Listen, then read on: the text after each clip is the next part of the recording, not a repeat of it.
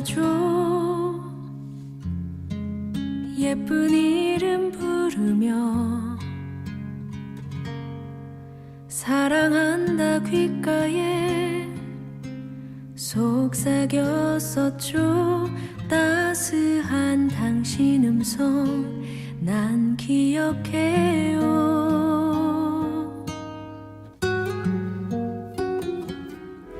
당신 모습 보며 조금 알 것 같아요. 그 사랑 얼마나 깊은지 남김없이 모두 다 버리신 주님의 술 그 사랑 얼마나 크고 깊은지 주 내게 주신 선물 같아요. 하나님 큰 사랑 깨닫지 못하는 미련한 나에게 주가 주신 선물 같아요. 주 내게 주신 귀한 선물.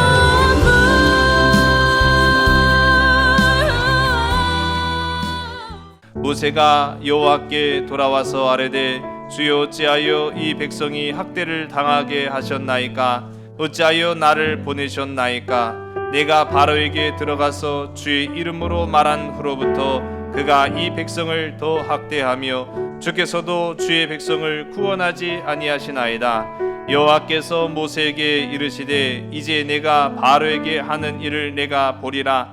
강한 손으로 말미암아 바로가 그들을 보내리라. 강한 손으로 말미암아 바로가 그들을 그의 땅에서 쫓아내리라. 하나님이 모세에게 말씀하여 이르시되 나는 여호와이니라. 내가 아브라함과 이삭과 야곱에게 전능의 하나님으로 나타났으나 나의 이름을 여호와로는 그들에게 알리지 아니하였고 가나안 땅 곧 그들이 거류하는 땅을 그들에게 주기로 그들과 언약하였더니 이제 애굽 사람이 종으로 삼은 이스라엘 자손의 신음소리를 내가 듣고 나의 언약을 기억하노라. 그러므로 이스라엘 자손에게 말하기를 나는 여호와라. 내가 애굽 사람의 무거운 짐 밑에서 너희를 빼내며 그들의 노역에서 너희를 건지며 편 팔과 여러 큰 심판들로서 너희를 속량하여 너희를 내 백성으로 삼고 나는 너희의 하나님이 되리니 나는 애굽 사람의 무거운 짐 밑에서 너희를 빼낸 너희의 하나님 여호와인 줄 너희가 알리라. 내가 아브라함과 이삭과 야곱에게 주기로 맹세한 땅으로 너희를 인도하고 그 땅을 너희에게 주어 기업을 삼게 하리라. 나는 여호와라 하셨다 하라. 모세가 이와 같이 이스라엘 자손에게 전하나 그들이 마음의 상함과 가혹한 노역으로 말미암아 모세의 말을 듣지 아니하였더라. 아멘. 화면 보시면은 이 아이가 지금 뭐 하고 있는 것 같죠? 울지요. 왜 울까요? 떼쓰고 우는 아이 보셨어요? 한번 어렸을 적에 때 한번 써보셨습니까?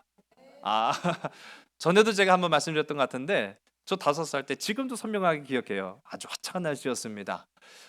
저희 어머님은 기습적으로 사라지세요. 기습적으로 사라질 때를 잘 포착을 해야 돼요. 왜 기습적으로 사라질까? 제가 몇 번 당하고 나서 보니까 기습적으로 사라질 때는 장 보러 가는 날이에요. 왜 기습적으로 사라지실까요? 그렇죠. 저 안 데리고 가려고. 아주 나쁘셨어요. 그래서 가만히 집에서 놀다가도 너무 조용하면은 주위를 두리번거려서 어머니가 계신가 안 계신가를 좀 살펴봐야 됩니다. 안 계시다 그러면 그냥 신발을 신고요. 불이 나게 뛰어내려가 갖고 저 버스 타는 데까지 가면은 어김없이 저희 어머니가 장바구니 들고 서 계시는 거예요. 그럼 저희 어머니는 저를 보시면서 아이고 올게 왔구나라는 그런 표정을 짓고 계시죠. 예. 저 어렸을 적에는 뭐 지금은 뭐 제가 잘 모르겠습니다만은 5살 때까지만 하더라도 버스비를 안 냈어요. 그래가지고 버스는 그냥 막 탔습니다. 저희 어머니 정선 장날 가는 때 버스를 타고 정선장에 딱 가면은요, 진짜 그야말로 산의 진미가 쫙 펼쳐져 있고요. 사람 구경해야죠. 뭐 먹을 거 구경해야죠. 그러나 저는 제일 관심 있는 게 뭐였을까요? 그렇죠. 장난감이에요. 장난감 가게 앞에서 그 유리 진열대에 이 문구점 앞에마다 이렇게 장난감이 진열되는데 거기를 막 떠나지 않는 거예요. 그럼 저희 어머니는 가자고 빨리 가자고 막 보채고 막 화를 내시는데도 그게 들리지도 않아요. 막 그거만 쳐다보고 그냥 유리 진열대 앞에서 그 막 하염없이 그냥 쳐다보면서 아이고 저거 갖고 싶다 저거 갖고 싶다. 제가 갖고 싶은 장난감은 비싸지도 않았어요. 얼마였을까요? 좀 잘 불러보세요. 제가 갖고 싶었던 장난감은요, 이 로봇 장난감인데 무려 100원이었습니다. 아 근데 그걸 안 사주시는 거예요. 얼마나 원통하든지. 아니 길을 쓰고 쫓아갔잖아요. 제 바쁜 시간을 할애해서 버스를 타고 엄마를 쫓아서 그 정선장까지 가갖고 그 장구경을 제가 왜 갔겠어요. 선물 사달라고 장난감 사달라고 그렇게 쫓아갔는데 쟤만 몰라주시더라고요. 안 사주시는 거예요. 그래서 빨리 가자고 빨리 가자고. 아니 그 안 사주는데 뭐 제가 돈도 없지 뭐 무슨 힘이 있겠어요. 끌려가갖고 그렇게 장을 보고 돌아오는데 버스에서 딱 내려갔고 집에 도착하면서 이제 버스에서 딱 내려갔고 집으로 걸어가는데 눈물이 그냥 막 왈칵 쏟아지는 거예요. 그동안에 막 참았던 그 눈물이 막 쏟아지면서 길바닥에 들어 누워갖고 쟤처럼 와! 막 하면서 막 거기서 때를 쓴 거죠. 시절이죠. 아니 때와 장소를 보고 들어 누워야지. 들어 누울 거면 그 시장에서 들어 누웠어야 되는데 그때는 좀 창피하더라고요. 또 사람도 있고 그런데 제가 아무리 5살 정도 됐어도 이게 좀 체면이라는 게 있잖아요. 사회적 지위가 있잖아요. 그렇죠? 5살에. 그래갖고 시장에서는 함부로 들어 눕기는 좀 뭐하고 했는데 집에 딱 도착하면서 버스에서 내려갖고 그 길 언덕을 올라가려고 하는데 얼마나 서럽고 원통하든지 막 거기에서 막 눈물이 팍 쏟아지면서 장난감도 안 사주는 나쁜 엄마 막 하면서 그냥 막 땅바닥에 누워가지고 막 뒹굴었어요. 그 눈 떠보니까 엄마 없대요. 절 두고 그냥 가신 거예요. 오늘 저희 어머니 안 오셨죠? 네, 감사합니다. 얼마나 또 제가 그래갖고 나중에 이제 물어봤어요. 참 나쁜 아들이에요. 왜 안 사줬냐고. 그 100원짜리 그 장난감 내가 지금도 기억해요. 그 상자에 100이라고 딱 써 있거든요. 그 100원짜리 장난감 왜 안 사줬냐고 그랬더니 야 돈이 있어야 사주지 마. 그 얘기를 하시는데 아니 돈이 없는 사람이 장을 어떻게 보러 가요? 그렇죠? 근데 나중에 알고 보니까 그때 저희 아버지 사례비가 5,000원이었어요. 한 달 사례비가 5,000원인데 100원짜리 장난감 사주기가 참 어떻게 보면은 제 마음에는 그때는 그거 하나 못 사주냐 그런 생각을 했지만은 지금에 와서 생각해 보니까 그럴 수도 있었겠다. 지금 그런 생각을 합니다. 어쨌든 어린이날 지나고 또 어버이날 되었죠. 제가 수요예배 때도 잠깐 말씀드렸지만은 저희 애들한테 식사 때 항상 돌아가면서 기도를 시켜요. 그랬더니 저희 막내가 하는 기도가 하나님 며칠 있으면 어린이날입니다. 좋은 선물을 주시옵소서라고 간절하게 기도를 하는데 참 마음이 신금을 울리는 기도를 하더라고요. 그래갖고 제가 그 다음 날 식사 기도를 제가 했어요. 내가 기도한다. 그러면서 하나님 어린이날은 지났고 이제 곧 어버이날이 옵니다. 자녀들로 하여금 좋은 선물을 받게 하여 주시옵소서. 아마 제 기도가 더 크게 응답될 것 같아요. 우리가 어린이날, 어버이날 되면은 이제 선물을 주고 받기도 하고, 물론 선물보다는 그 존재 자체가 부모에게는 자녀가, 자녀에게는 부모가 선물 아니겠습니까? 우리 선물, 전 생각만 해도 귀하고 아름다운 것 그 가치는 금전적인 것과는 비교할 수 없는 거죠. 그런 금전과도 비교할 수 없는 귀하고 값진 그런 선물이 저와 여러분의 삶 속에 쏟아지기를 간절히 소원합니다.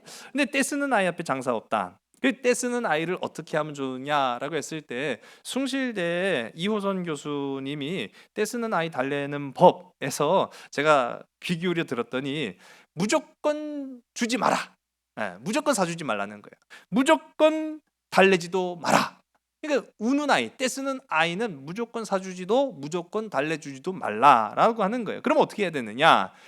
가게를 가기 전에 아이와 약속을 하라는 거예요. 어떤 약속이냐?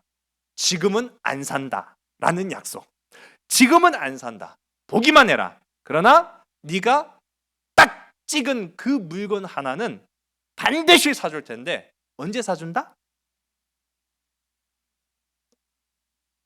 생일날. 네 생일날 반드시 살 테니까 오늘은 안 산다. 그거 약속 해가지고 약속을 받고 간다는 거예요. 자, 그러나 아이가 약속 지켜야 안 지켜요? 이렇게 되는 거예요.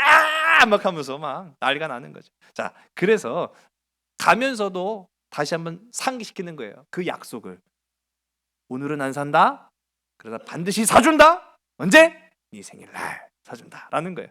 자, 이제 원하는 물건 앞에 이 아이가 섰습니다. 아빠, 엄마, 나 저거 사고 싶어라고 이야기를 하면은 다시 한번 뭐를 떠올리게 만들죠? 그렇죠, 약속. 오늘 이 단어가 중요한데요. 중요한 단어는 바로 약속입니다. 약속을 다시 떠올려. 야, 오늘 어떻게 한다고 했지? 안 산다고 했어. 언제 사준다고 했지? 생일날. 약속을 다시 한번 상기시키는 거예요. 울먹울먹하는 아이한테. 자, 그 물건 앞에 물건 앞에 세워놓고요. 사진을 찍으라는 거예요. 이게 제일 중요한 단어입니다. 이 자기가 사고 싶은 물건 앞에 세워놓고 사진을 찰칵 찍어놓는다는 거예요. 그러면서 자, 봤지? 이 물건 이제 아빠도 엄마도 기억할 테니까 지금은 안 사주지만 네 생일날 반드시 사준다 라고 하면서 울먹울먹하는 아이한테 사탕 하나 사다가 입에 탁 먹여놓고 집으로 돌아오라는 거예요. 자, 그러면 집에 온 후에도 중요한 부분이 있어요. 야, 아까 아빠가 엄마가 사준다고 했지? 한번 사진을 볼까? 하고 사진을 다시 한번 보여주는 거예요. 야, 갖고 싶지? 염장을 지르는 거죠. 갖고 싶지? 자, 그러면 이제 이거 우리가 어떻게 가지고 놀지 한번 얘기해 보자. 어떻게 우리가 이거 가지면 어떻게 사용할지 한번 생각해 보자 하고 그 물건을 뭐 있지도 않은 물건이죠. 약속만 받아놓은 거예요. 지금 약속만 받아놓은 그 물건 가지고 어떻게 가지고 놀지, 어떻게 받을 건지, 그 받을 때 기분이 어떻게 좋을지 그거를 막 얘기를 하는 거예요. 자, 그리고 나서 야, 우리 또 그림도 그려보자. 그 물건을 이제 그려보는 거야. 갖고 싶지? 갖고 싶어요? 안 갖고 싶을까요? 그렇죠. 겁나게 갖고 싶은 거예요. 더 갖고 싶은 거예요. 가기 전보다. 그래서 이 약속을 상기하면서 기다리게 만든다는 거예요. 자, 시마다 때마다 이 약속을 자꾸 반복을 해요. 내가 사준다고 했어. 언제 이 약속을 상기시킬까요? 말 안 들을 때. 말 안 들을 때. 야, 너 그러면 안 되지. 엄마랑 아빠랑 약속했잖아. 약속을 지키려면은 너 이러면 안 돼. 그러면 또 말을 잘 들어요. 그렇죠. 아이들의 마음이야. 그럴 수 있어요. 그렇게 해서 약속을 떠올리게 한 다음에 어떻게 보면 제일 중요한 부분이에요. 자, 이제 어떻게 하면 됩니까? 마침내 그렇죠. 생일날이 되면 뭐 사준다고 했더라? 하고 엄마가 그러면 돼요? 안 돼요? 안 되겠죠. 반드시 약속을 지키면 만족도는 200%가 된다는 거예요. 그러면 그 아이는 다음번부터 엄마는 약속을 지키는 사람이다 아니다? 그렇죠. 엄마는 약속을 지키는 사람이다. 내가 원하는 것이 있으면 그것을 간절하게 구하면 그것을 내 머릿속에 그리고 있으면 그 약속은 반드시 이루어진다, 이루어지지 않는다? 이루어진다. 그걸 아이 마음속에 심겨주라는 거예요. 그럼 그 아이는 약속이 얼마나 귀한지를 알게 된다라는 거죠. 저는요, 그렇구나. 여러분, 약속입니다. 약속이 참 중요하죠. 하나님의 약속하심도 이와 다르지 않다라는 것을 우리는 성경을 통해서 발견하게 되는 거예요. 하나님은 오늘 저와 여러분에게 약속하시는 하나님이신 줄로 믿으시기 바랍니다. 분명한 사실은 하나님은 자녀에게 하신 그 약속을 절대로 잊지 않으세요. 마치 내가 원하는 그 물건 앞에 아이를 세워놓고 사진을 찍어 놓은 것처럼 우리 주님은, 살아계신 하나님은 내가 원하는 것을, 그리고 나에게 주신 그 하늘 약속을 선명하게 기억하고 저장하고 계시다라는 사실입니다.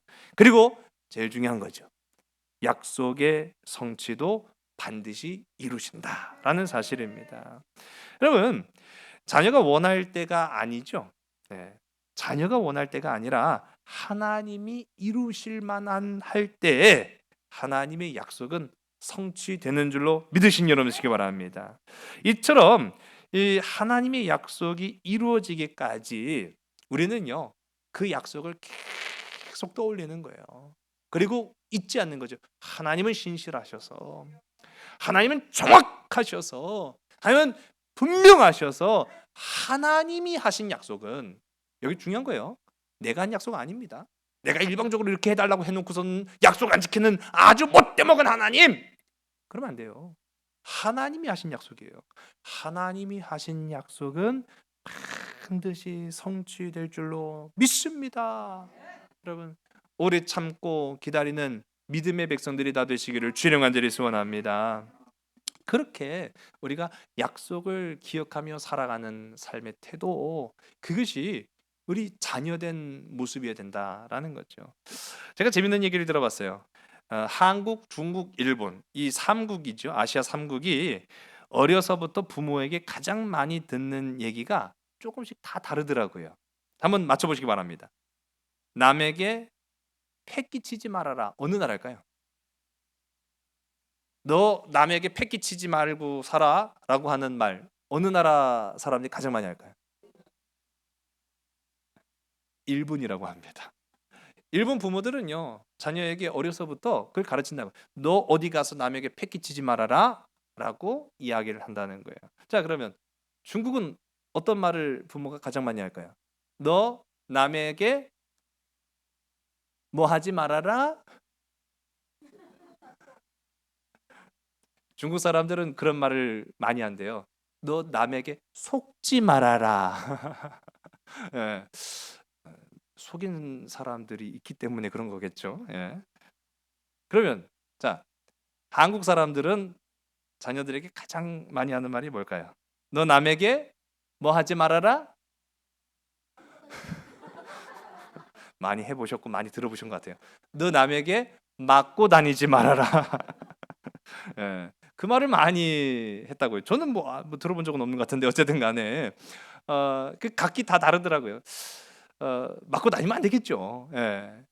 오늘 우리가 함께 나눈 이 말씀을 보게 되면은, 말씀으로 좀 돌아가서, 모세는 하나님의 명령하심을 따라서 애굽으로 갑니다. 근데 애굽으로 가는 게 다가 아니라 가장 중요한 것은 바로와의 협상을 통해서 그 백성 이스라엘을 구출해내는 거죠. 그런데 그 협상이 잘 이루어졌습니까? 우리 지난 시간에? 그렇죠. 잘 안 됐어요. 1차 협상은 누구의 실패로 돌아갑니까? 그렇죠. 모세의 완전한 실패였어요. 완전한 패배. 얻은 것 하나 없이 오히려 더 힘든 노역만 가중되어서 모세를 원망하지요. 아론을 원망하지요. 하나님을 원망하지요. 뭐 하나 건진 것이 없는 이 모세. 그러니까 모세가요, 지금 맞고 돌아온 거예요. 한마디로 말하면. 자, 맞고 돌아왔어요. 맞고 돌아오면 우리도 결국은 못 참죠. 누구한테 이릅니까? 그렇죠. 엄마 아빠한테 이른 거예요. 예. 그 모세도 그렇죠. 하나님 앞에 잃는 거예요. 오늘 우리가 함께 읽은 말씀 보면은 맞고 돌아온 모세가 하나님 앞에 막 떼쓰면서 이르기 시작하는 거죠. 오늘 우리가 함께 읽은 본문 22절과 23절의 말씀을 우리 화면을 보시고 함께 읽습니다. 시작. 모세가 여호와께 돌아와서 아뢰되 주여 어찌하여 이 백성이 학대를 당하게 하셨나이까? 어찌하여 나를 보내셨나이까? 내가 바로에게 들어가서 주의 이름으로 말한 후로부터 그가 이 백성을 더 학대하며 주께서도 주의 백성을 구원하지 아니하시나이다. 아멘. 아니, 나 왜 보내셨어요? 이럴 거면. 근데 이렇게 될 거라고 하나님 말씀하셨어요? 안 하셨어요? 하셨죠. 네가 그렇게 가도 바로의 마음이 쉽게 열리지 않을 거라는 것을 이미 하나님 말씀하셨어요. 여러분, 하나님의 사명을 들고 가는 자들은 결코 그래서 꽃길 걷지 않습니다. 고난의 길을 걷습니다. 여러분, 우리도 마찬가지예요. 우리가 그리스도인으로서 이 땅 가운데 살아가면서 물론 행복하기를 원하는 것은 모두의 욕망입니다. 그런데 하나님의 자녀가 됐다고 해서 그저 꽃길만 걷고 원하는 것만 이루고 내가 하고자 했던 것들만 되는 법이 결코 없어요. 그럼에도 불구하고 정말로 중요한 것은 그 사명의 길을 걸어가느냐라고 하는 부분이에요. 성경이 주목하는 것은 네가 꽃길을 걷느냐 안 걷느냐가 중요한 게 아니라 네가 어떠한 인생의 고난과 아픔 가운데 서 있을지라도 내가 너에게 준 사명 감당하겠느냐라고 하는 것을 하나님이 주목해 보신답니다. 오늘 그런 사명자가 되시기를 주의 이름 간절히 축원합니다. 모세는요, 하나님 다 말씀해 주셨어요. 그럼에도 불구하고 지금 막 의도 터지고 와가지고 아이 나 진짜 안 간다 그랬잖아요 막 하면서 막 짜증을 내고 있는 거예요. 자, 이때 모세의 상태는요 굉장히 심신미약이었을 겁니다.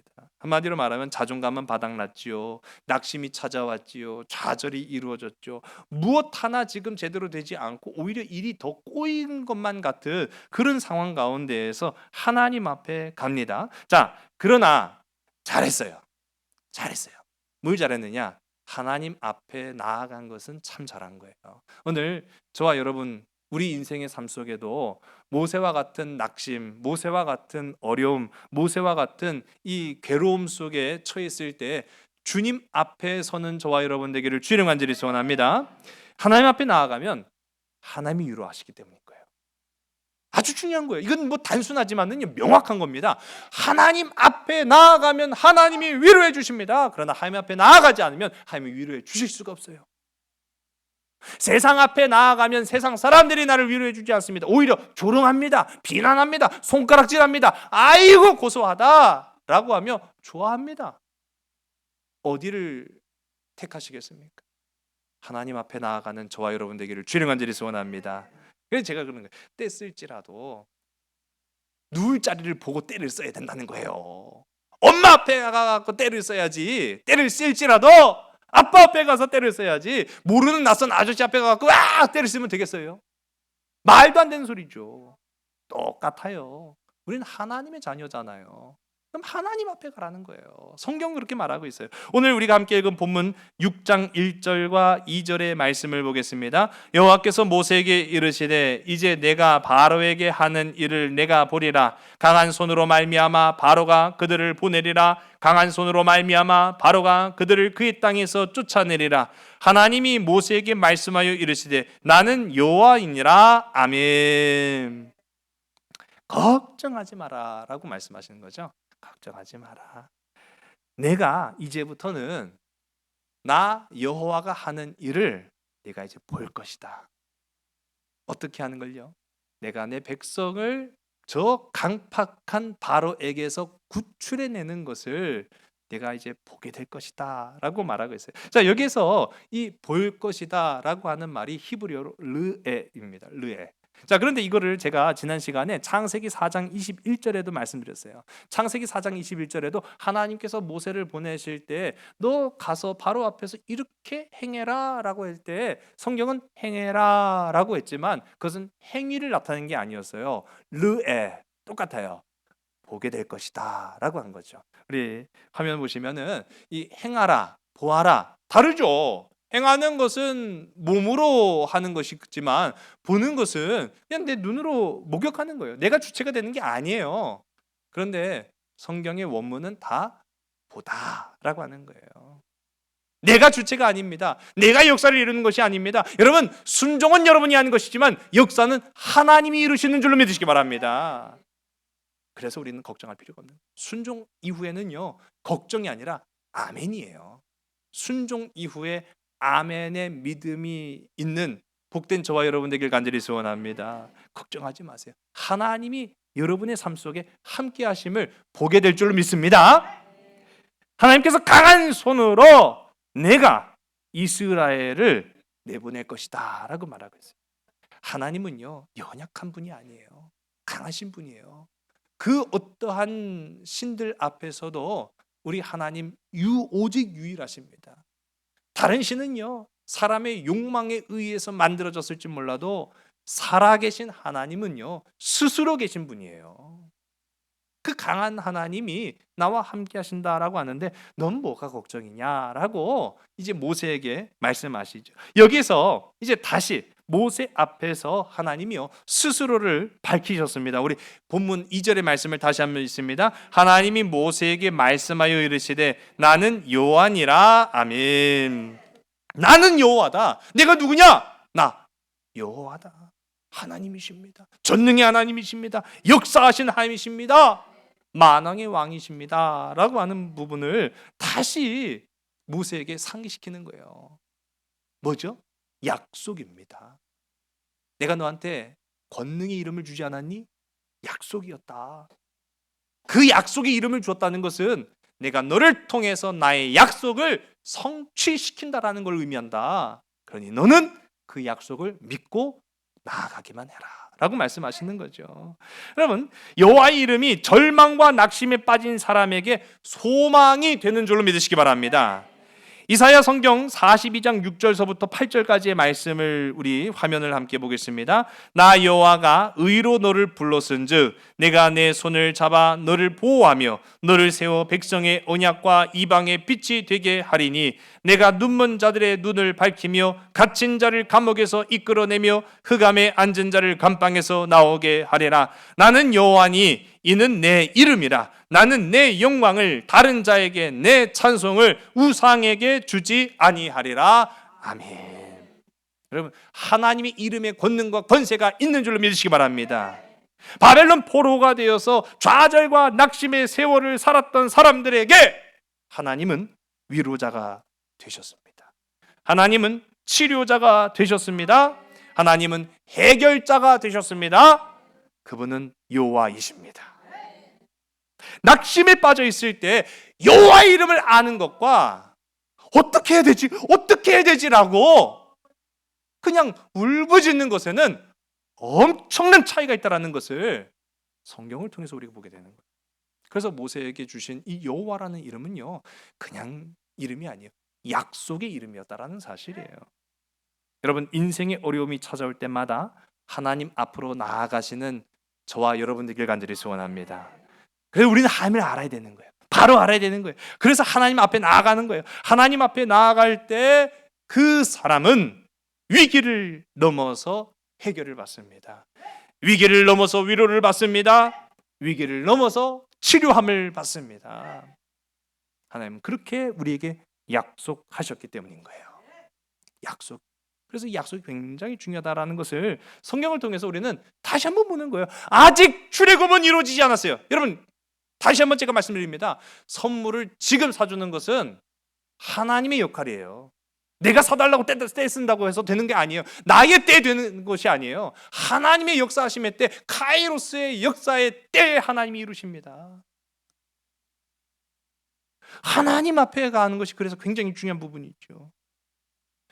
오늘 우리가 함께 읽은 본문 3절서부터 5절까지의 말씀을 또한 보겠습니다. 내가 아브라함과 이삭과 야곱에게 전능의 하나님으로 나타났으나 나의 이름을 여호와로는 그들에게 알리지 아니하였고 가나안 땅 곧 그들이 거류하는 땅을 그들에게 주기로 그들과 언약하였더니 이제 애굽 사람이 종으로 삼은 이스라엘 자손의 신음소리를 내가 듣고 나의 언약을 기억하노라. 아멘. 아브라함과 이삭과 야곱에게는 약속의 땅을 내가 주었지만 너희 그 후손 430년 동안 종살이하면서 신음하며 하나님을 부르짖었던 너희에게는 가나안 땅만이 아니에요. 여기서 중요한 것은 이 약속이라는 것은요 그 조상들이 받았던 가나안 땅만이 아니라 너희 모든 자녀들의 구원을 내가 확실히 주겠다라는 거예요. 그럼 구원함의 확실한 약속이 오늘 저와 여러분의 삶 속에 있기를 주의 이름으로 간절히 소원합니다. 약속하셨다라는 거죠. 하나님은 우리에게 이와 같은 신실한 약속자이십니다.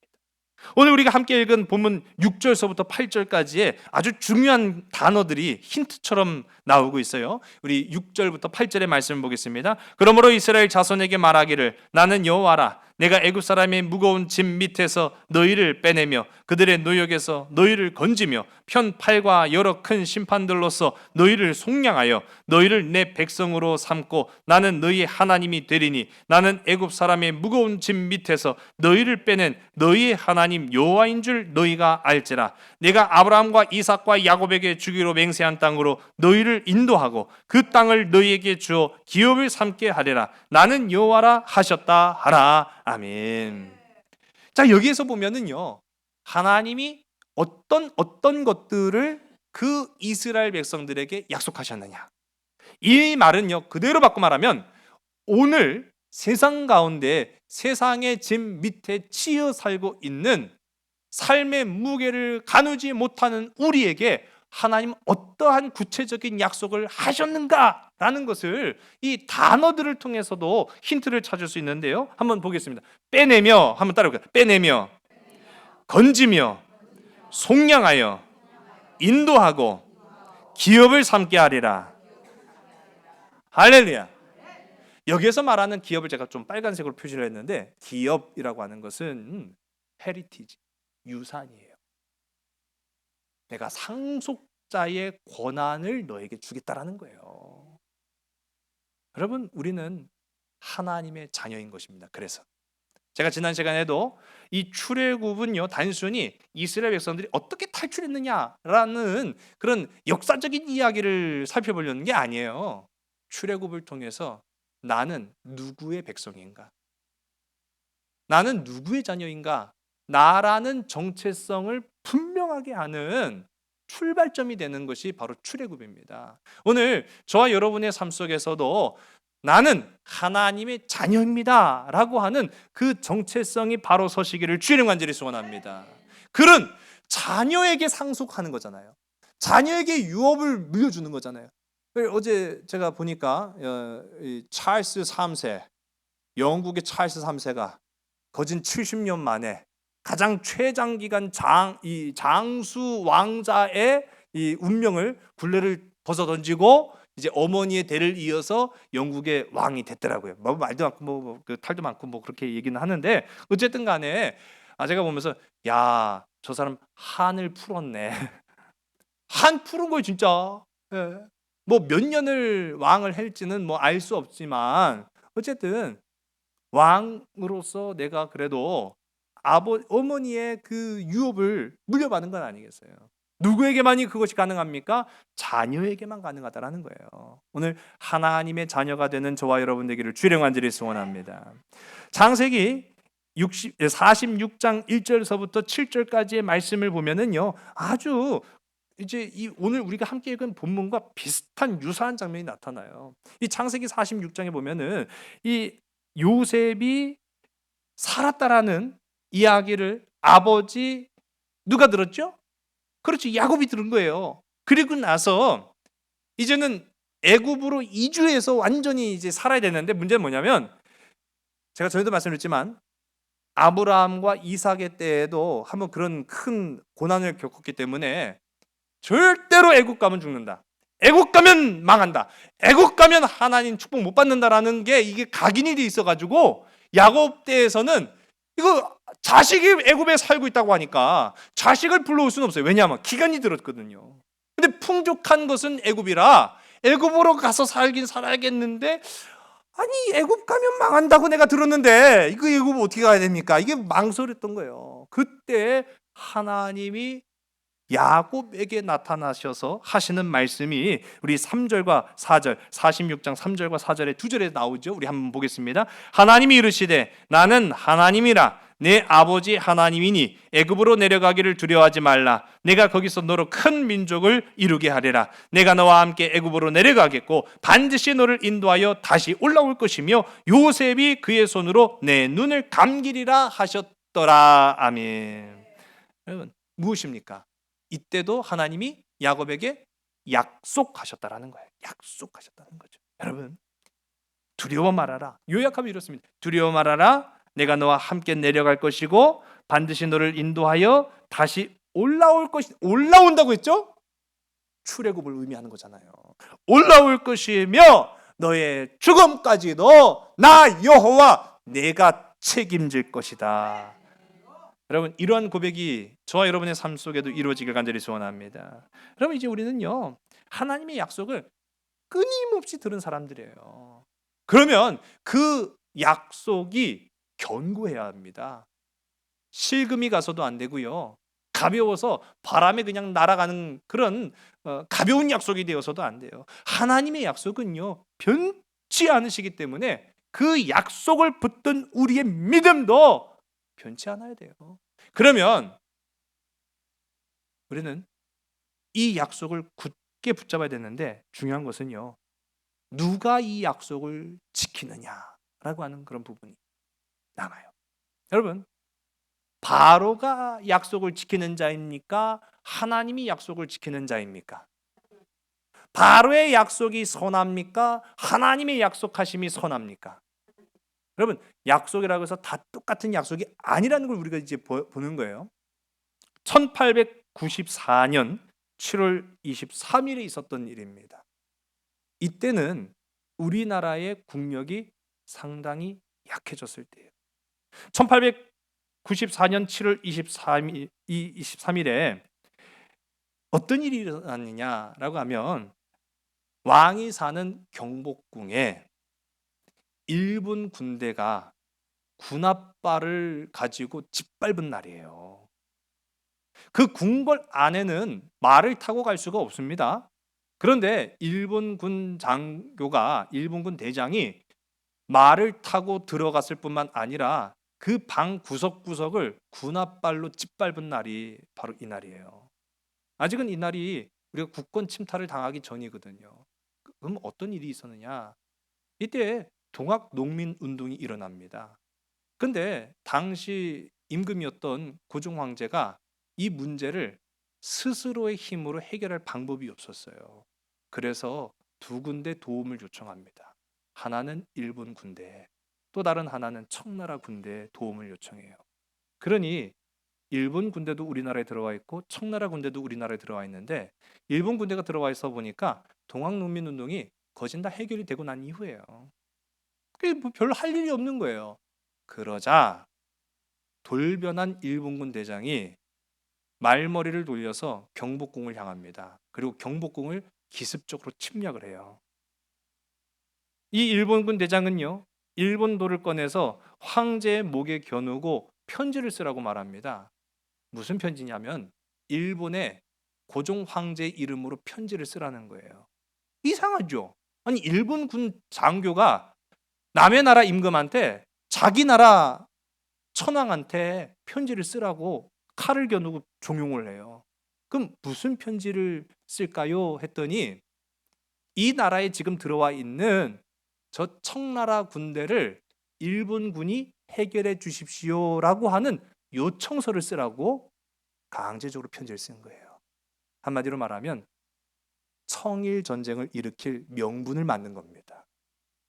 그 명분을 위해서 한 나라의 임금을 마치 개처럼 끌고 와가지고 그 목에 칼을 겨누면서 일본군 대장이 그렇게 명령을 내린 거예요. 자, 편지를 썼어요, 실제로. 그리고 그 이후에는 우리가 아는 역사처럼 청일전쟁이 일어납니다. 얼마나 수치스러웠어요. 그렇게 자기의 목적을 다 달성한 이 일본군 대장은 웃으면서 돌아갈 때 한 말이 있어요. 나 반드시 돌아올게. 내가 다시 돌아올 것이다 라는 약속을 하고 돌아갑니다. 그 일본군 대장의 이름이 화면에 보시는 오시마 요시마사라고 하는 사람. 이 사람 우리가 좀 모를 것 같죠?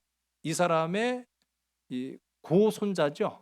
바로 아베 총리의 고조부가 됩니다. 이거 고얀 놈들은 다 그 피가 흐르고 있어요. 여러분, 정말로 그 약속 지켰어요. 청일 전쟁을 일으키기 위해서 일본 군대가 들어왔을 때 이 오시마 요시마사가 다시 들어왔어요. 여러분, 그 약속 지켰다고 해서 우리나라가 쌍수 들고 환영했습니까? 아니죠. 여러분, 이게 참 중요한 거예요. 악한 약속에 기뻐할 것이 아니라는 겁니다. 여러분, 바로는요 악한 약속을 했어요. 어떤 약속을 합니까? 그 이스라엘 백성들한테 벽돌을 만들 때 집을 주겠다고 약속합니까? 주지 않겠다고 약속했습니까? 주지 않겠다고 약속했죠. 거듭 간청합니다. 임금님, 우리의 주님 막 하면서 이스라엘 그 사람들이 와서 간청했잖아요. 이렇게 하면은 어떻게 합니까? 집을 좀 주셔야 우리가 일을 할 만하지 않겠습니까? 라고 했을 때, 야, 니들이 게을러서 그런 걸 내가 어떻게 하라고? 더 부지런히 하면은 집을 주워 와서 벽돌을 만들 수 있을 거 아니야? 라고 하면서 끝까지 그 악한 약속을 굳게 지켰습니다. 여러분, 어떤 이들은요 악한 약속을 따르는 자들이 있다는 거예요. 그러나 오늘 이 시간 우리는 어떤 약속을 따르는 자야 되어야 합니까? 선하신 하나님의 약속을 따르는 자가 되어야 된다는 사실입니다. 여러분, 구원의 약속, 회복의 약속을 지키시는 하나님은요 선하신 분입니다. 오늘 우리가 함께 읽은 이 성경 가운데 약속이라고 하는 부분은요 구약에는 그 단어가 등장하지 않아요. 근데 이 신약에서 이제 많이 나오죠. 약속이라고 하면 에판겔리아라고 하는데, 이 약속이라고 하는 이 헬라어의 의미는 선에 대한 신적인 확신이라는 의미를 담고 있어요. 악한 확신이 아니에요. 선한 확신을 담은 것이 바로 하나님이 우리에게 주신 약속이다라고 하는 겁니다. 여러분, 선하신 하나님의 약속을 따르는 저와 여러분 되기를 간절히 소원합니다. 그러면 누가 약속을 지키는 자가 되어야 되겠습니까? 우리도 약속을 지키는 자가 되어야 된다는 거예요. 하나님은 그 약속을 확실히 지키실 것이니까 우리도 그 약속을 지켜야 된다라는 거죠. 그러면 우리가 어린이 어버이 주일로 지킵니다. 어떻게 보면 성경은요 인류 최초의 인권서이기도 하다라는 거예요. 당연한 얘기겠지만은요 창조주 하나님의 섭리로 쓰였기 때문에 이 성경은요 인간들을 위해서 주신 하나님의 사랑, 그 모든 것들이 다 담겨져 있다고 해도 과언이 아니에요. 그러나 어떻습니까? 우리 인간 세상은요 동서고금을 막론하고 우리가 힘들 때 더 힘든 사람들이 존재해요. 그 더 힘든 사람들은 역사적으로 봤을 때 언제나 누구였느냐? 어린아이들과 노인들이었다는 거예요. 그들은요 힘들 때 외면받았습니다. 그들은 힘들 때 인간 취급도 받지 않았습니다. 그러나 하늘 아버지는 그 연약한 자들을 통해서 하나님의 나라가 임한다고 말씀하셨어요. 여러분 어떻습니까? 그래서 어린이날, 어버이날이 굉장히 중요한 것은요 하나님은 그런 연약한 우리를 통해서도 약속하시기 때문이다라는 거죠. 또한 성경은 축복의 구조와 체계관에서 가정을 비유로서 말씀하셨는데요. 에베소서 6장 1절서부터 우리 4절의 말씀을요. 우리 화면을 보시고 함께 읽습니다. 시작. 자녀들아 주 안에서 너희 부모에게 순종하라. 이것이 옳으니라. 내 아버지와 어머니를 공경하라. 이것은 약속이 있는 첫 계명이니 이로써 내가 잘되고 땅에서 장수하리라. 또 아비들아 너희 자녀를 노엽게 하지 말고 오직 주의 교훈과 훈계로 양육하라. 아멘. 위로부터 내려오는 축복입니다. 위로부터 내려오는 축복. 그렇기 때문에 위로부터의 축복을 우리가 어떻게 그 약속을 이행하며 지켜야 되느냐라고 했을 때 하늘 아버지 앞에는 순종하는 것입니다. 하늘 아버지 앞에 순종하는 저와 여러분 되길 간절히 소원합니다. 육신의 부모는 공경하는 것입니다. 그것이 하나님이 우리에게 주신 무엇이라고요? 약속이라는 거예요. 약속하셨다라는 거죠. 그리고 그 자녀들에게는 오직 주의 교훈과 훈계로 양육해라 라고 말하고 있어요. 말씀입니다. 자녀들에게 향해서 말씀으로 양육하는 저와 여러분 되기를 주님 간절히 소원합니다. 감정대로 하지 말고 내 욕심대로 하지 말고 하나님의 말씀대로만 가르치라고 말하고 있어요. 그렇게 성장해야 그 자녀가 복을 받는다라는 거죠. 신명기 6장 5절서부터 7절의 말씀인데 우리 마지막으로 한번 보겠습니다. 신명기 6장 5절부터 7절의 화면을 말씀 함께 보겠습니다. 시작. 너는 마음을 다하고 뜻을 다하고 힘을 다하여 내 하나님 여호와를 사랑하라. 오늘 내가 내게 명하는 이 말씀을 너는 마음에 새기고 내 자녀에게 부지런히 가르치며 집에 앉았을 때에든지 길을 갈 때에든지 누워 있을 때에든지 일어날 때에든지 이 말씀을 강론할 것이며 아멘. 끊임없이 이야기하는 거예요. 무엇을요? 하나님의 약속하심을 얘기하는 거예요. 너를 회복시키실 거다. 너를 지켜주실 것이다. 너를 복 주실 것이다 라는 하나님의 나를 향하신, 내 자녀를 향하신 약속을 계속 상기하라는 거예요. 언제까지요? 하나님의 약속이 성취될 때까지. 여러분, 이제 이 말씀 여러분의 삶 속에 적용하며 살아가시기 바랍니다. 우리는 다 약속의 자녀들입니다. 우리는 하나님의 자녀라는 정체성을 가진 사람들입니다. 그 말은 하나님은 나에게 구원의 약속을 하시겠다. 하나님은 나에게 회복의 약속을 하시겠다. 하나님은 나에게 축복의 약속을 하시겠다라고 하시는 그 부분을 잊지 않으셨다라는 사실이에요. 오늘 그러한 하나님의 약속을 굳건하게 믿고 위로부터 아래로 흐르는 하나님 앞에는 순종함으로, 부모님 앞에는 공경함으로, 자녀에게는 말씀으로 살아가도록 가르치는 오늘 약속의 백성들이 다 되시기를 주의 이름 간절히 소원합니다. 기도하시겠습니다. 하나님, 우리에게 선하고 아름다운 약속을 주시니 참 감사합니다. 비록 힘겹고 어려운 인생길, 고단하고 고통스러운 걸음을 내딛고 살아갈지라도 그 길 가운데 하나님께서 반드시 함께 하시고 하나님께서 반드시 역사하시며 하나님께서 반드시 회복시켜 주시겠다고 약속하신 그 말씀, 오늘 이 시간 우리가 붙잡습니다. 우리의 삶 속에도 하나님의 약속이 늘 떠나지 않아서 우리에게 그 아름다운 약속의 열매가 주렁주렁 아름답게 맺히게 하여 주시옵소서. 우리의 가정을 복되게 하여 주시옵소서. 우리의 자녀들을 복되게 하여 주시옵소서. 우리의 부모님들이 강건케 하여 주시옵소서. 그리하여서 하나님이 나에게 향하신 그 약속하심을 잊지 않고 살아가는 자 다 되게 인도하여 주시옵소서. 모든 것 주께 온전히 의탁하오며 참 사랑 되시는 나사렛 예수 그리스도 이름으로 감사하며 간절히 기도드렸사옵나이다. 아멘.